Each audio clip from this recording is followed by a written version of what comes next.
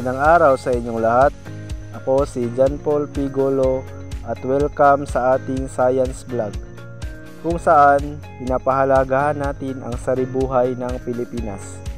Ngayon, kikilalanin natin ang isang kahangahangang punong matatagpuan sa ating mga baybayin, ang pagatpat. Ang pagatpat ay isang uri ng bakawan. Sa siyensya, ito ay tinatawag na Soneratabia alba. Isa ito sa mga pinakaunang species ng mangrove na tumutubo malapit sa dagat. Tingnan ninyo ang ugat ng pagatpat. Kikita ninyo ang mga malasibat na ugat na tumutubo paitaas. Tinatawag itong pneumatopores, parang snorkel ng halaman para makahinga kahit lubog sa tubig. Ang mga dahon nito ay makapal at kulay berde, habang ang bulaklak nito ay maputi na may halong lila. Kahit mukhang simple, malaki ang papel ng pagatpat sa kalikasan.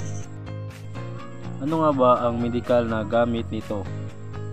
Ang dagta ng pagatpat ay ginagamit noon bilang panglinis ng sugat at gamot sa balat. Ano nga ba ang kahalagahan nito sa ekonomiya? Pinagkukunan ito ng kabuhayan dahil sa yaman ng lamang dagat.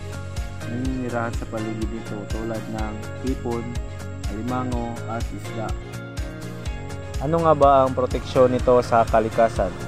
Pinipigil ng pagatpat ang pagguho ng lupa at hinaharangan ng storm surge, lalo na tuwing may bagyo o tsunami. Bakit nga ba mahalaga ang saribuhay ng Pilipinas? Ang saribuhay ng Pilipinas ay hindi lang koleksyon ng halaman at hayop. Ito ay ating pagkain, kabuhayan at kaligtasan tulad ng pagatpat. Sila'y tahimik ngunit dakilang tagapangalaga ng ating kinabukasan.